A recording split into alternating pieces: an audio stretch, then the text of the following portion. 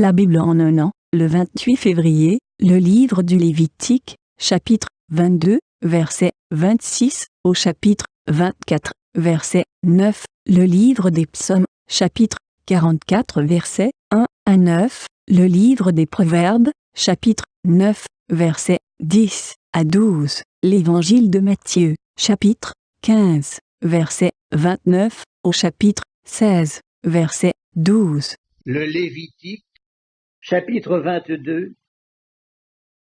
L'Éternel dit à Moïse: un bœuf, un agneau ou une chèvre, quand il naîtra, restera 7 jours avec sa mère. Dès le 8e jour et les suivants, il sera agréé pour être offert à l'Éternel en sacrifice consumé par le feu.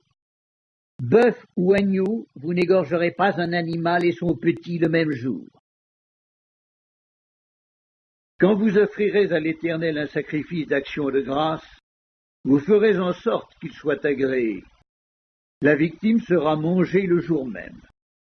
Vous n'en laisserez rien jusqu'au matin. Je suis l'Éternel.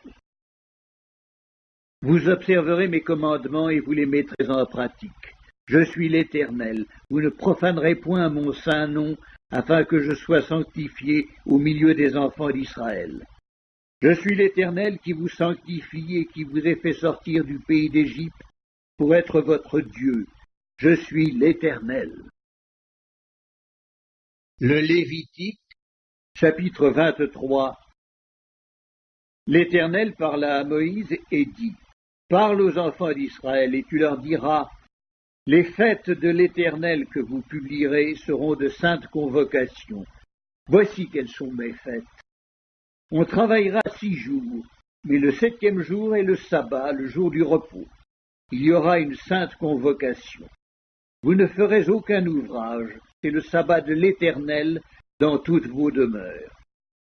Voici les fêtes de l'Éternel, les saintes convocations que vous publierez à leur temps fixé.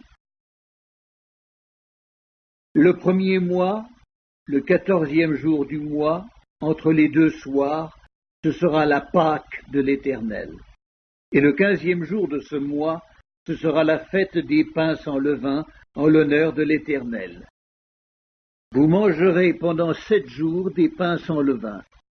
Le 1er jour, vous aurez une sainte convocation. Vous ne ferez aucune œuvre servile. Vous offrirez à l'Éternel pendant 7 jours des sacrifices consumés par le feu. Le 7e jour, il y aura une sainte convocation. Vous ne ferez aucune œuvre servile. L'Éternel parla à Moïse et dit: parle aux enfants d'Israël et tu leur diras: quand vous serez entrés dans le pays que je vous donne et que vous y ferez la moisson, vous apporterez au sacrificateur une gerbe, prémisse de votre moisson. Il agitera de côté et d'autre la gerbe devant l'Éternel, afin qu'elle soit agréée. Le sacrificateur l'agitera de côté et d'autre le lendemain du sabbat. Le jour où vous agiterez la gerbe, vous offrirez en holocauste à l'Éternel un agneau d'1 an sans défaut. Vous y joindrez une offrande de 2/10 de fleur de farine pétrie à l'huile, comme offrande consumée par le feu, d'une agréable odeur à l'Éternel. Et vous ferez une libation d'1/4 de hin de vin. Vous ne mangerez ni pain, ni épis rôtis ou broyés, jusqu'au jour même où vous apporterez l'offrande à votre Dieu. C'est une loi perpétuelle pour vos descendants dans tous les lieux où vous habiterez. Depuis le lendemain du sabbat, du jour où vous apporterez la gerbe pour être agitée de côté et d'autre, vous compterez 7 semaines entières. Vous compterez 50 jours jusqu'au lendemain du 7e sabbat, et vous ferez à l'Éternel une offrande nouvelle. Vous apporterez de vos demeures 2 pains pour qu'ils soient agités de côté et d'autre. Ils seront faits avec 2/10 de fleur de farine et cuits avec du levain. Ce sont les prémices à l'Éternel. Outre ces pains, vous offrirez en holocauste à l'Éternel 7 agneaux d'1 an sans défaut, un jeune taureau et 2 béliers.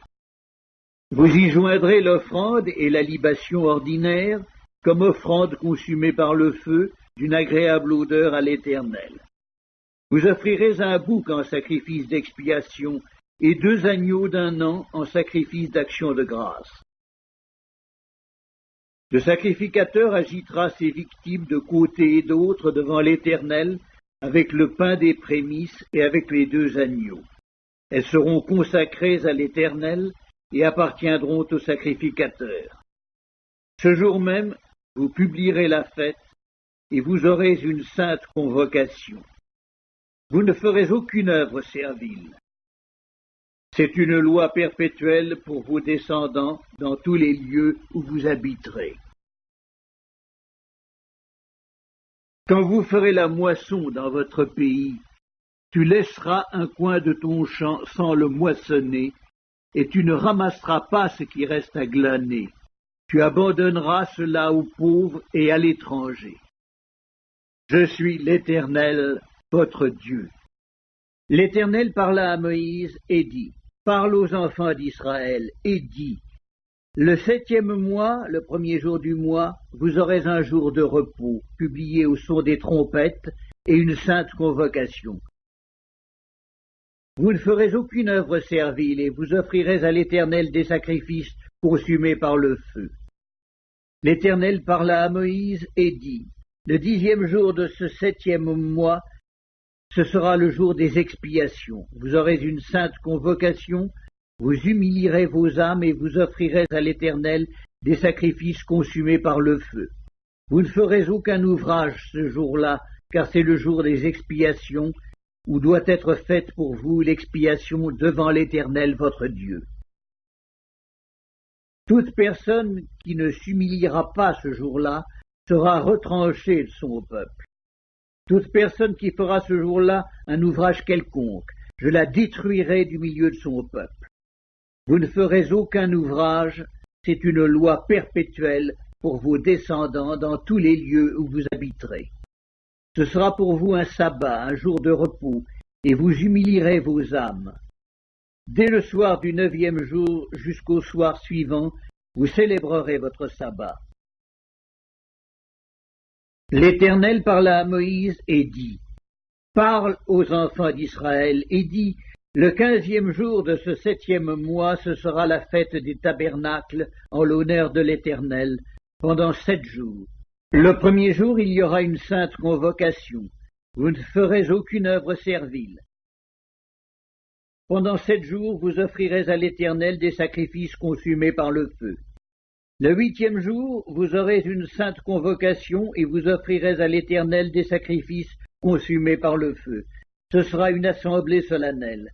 Vous ne ferez aucune œuvre servile.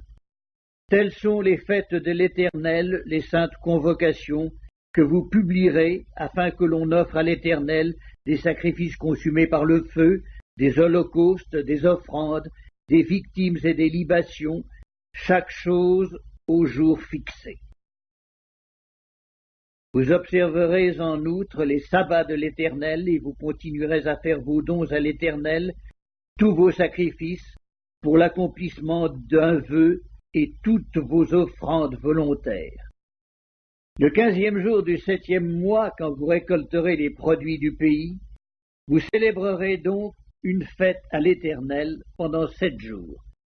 Le 1er jour sera un jour de repos, et le 8e sera un jour de repos. Vous prendrez le 1er jour du fruit des beaux arbres, des branches de palmiers, des rameaux d'arbres touffus et des saules de rivière. Et vous vous réjouirez devant l'Éternel votre Dieu pendant 7 jours. Vous célébrerez chaque année cette fête à l'Éternel pendant 7 jours. C'est une loi perpétuelle pour vos descendants. Vous la célébrerez le 7e mois. Vous demeurerez pendant 7 jours sous des tentes. Tous les indigènes en Israël demeureront sous des tentes, afin que vos descendants sachent que j'ai fait habiter sous des tentes les enfants d'Israël après les avoir fait sortir du pays d'Égypte. Je suis l'Éternel, votre Dieu. C'est ainsi que Moïse dit aux enfants d'Israël quelles sont les fêtes de l'Éternel. Le Lévitique, chapitre 24.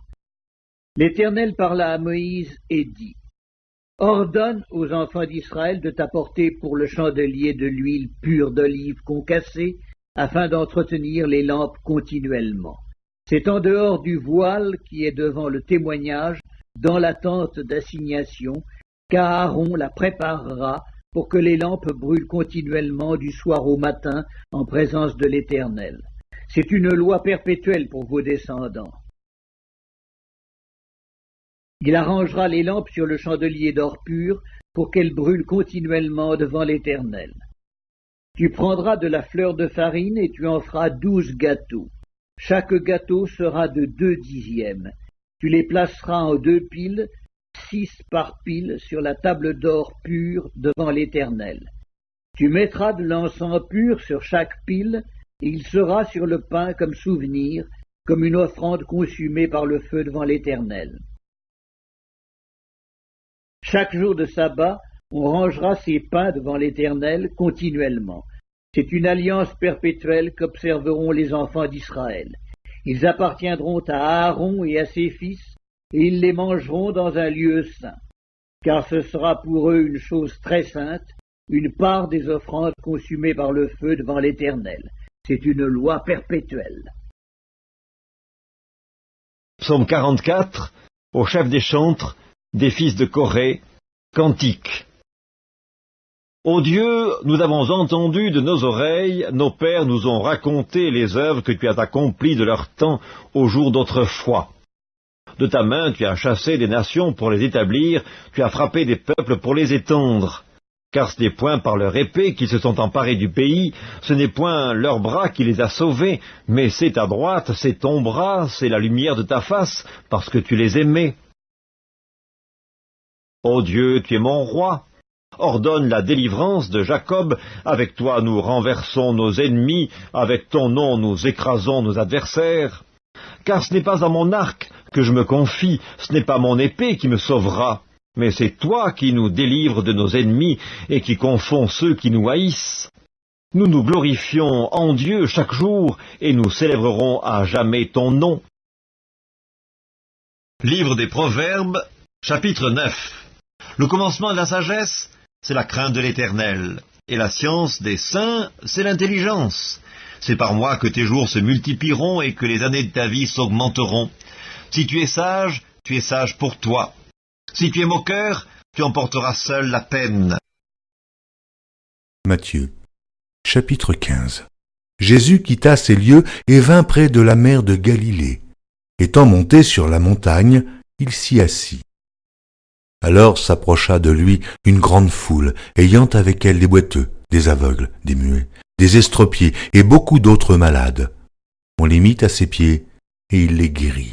En sorte que la foule était dans l'admiration de voir que les muets parlaient, que les estropiés étaient guéris, que les boiteux marchaient, que les aveugles voyaient, et elle glorifiait le Dieu d'Israël. Jésus, ayant appelé ses disciples, dit: Je suis ému de compassion pour cette foule, car voilà 3 jours qu'ils sont près de moi, et ils n'ont rien à manger. Je ne veux pas les renvoyer à jeun, de peur que les forces ne leur manquent en chemin. Les disciples lui dirent: Comment nous procurer dans ce lieu désert assez de pain pour rassasier une si grande foule? Jésus leur demanda: Combien avez-vous de pain? 7, répondirent-ils, et quelques petits poissons. Alors il fit asseoir la foule par terre, prit les 7 pains et les poissons, et, après avoir rendu grâce, il les rompit et les donna à ses disciples, qui les distribuèrent à la foule. Tous mangèrent et furent rassasiés, et l'on emporta 7 corbeilles pleines des morceaux qui restaient. Ceux qui avaient mangé étaient 4000 hommes, sans les femmes et les enfants. Ensuite, il envoya la foule, monta dans la barque et se rendit dans la contrée de Magadan. Matthieu, chapitre 16. Les pharisiens et les sadducéens abordèrent Jésus et, pour l'éprouver, lui demandèrent de leur faire voir un signe venant du ciel. Jésus leur répondit: Le soir, vous dites: Il fera beau, car le ciel est rouge. Et le matin, il y aura de l'orage aujourd'hui, car le ciel est d'un rouge sombre. Vous savez discerner l'aspect du ciel, et vous ne pouvez discerner les signes des temps. Une génération méchante et adultère demande un miracle. Il ne lui sera donné d'autre miracle que celui de Jonas. Puis il les quitta et s'en alla. Les disciples, en passant à l'autre bord, avaient oublié de prendre des pains. Jésus leur dit, « Gardez-vous avec soin du levain des pharisiens et des sadducéens. » Les disciples raisonnaient en eux-mêmes et disaient, « C'est parce que nous n'avons pas pris de pain. » Jésus, l'ayant connu, dit, « Pourquoi raisonnez-vous en vous-même, gens de peu de foi, sur ce que vous n'avez pas pris de pain? Êtes-vous encore sans intelligence, et ne vous rappelez-vous plus les 5 pains des 5000 hommes, et combien de paniers vous avez emportés? Ni les 7 pains des 4000 hommes, et combien de corbeilles vous avez emportés? Comment ne comprenez-vous pas que ce n'est pas au sujet de pain que je vous ai parlé? Gardez-vous du levain des pharisiens et des sadducéens. » Alors ils comprirent que ce n'était pas du levain du pain qu'il avait dit de se garder, mais de l'enseignement des pharisiens et des sadducéens.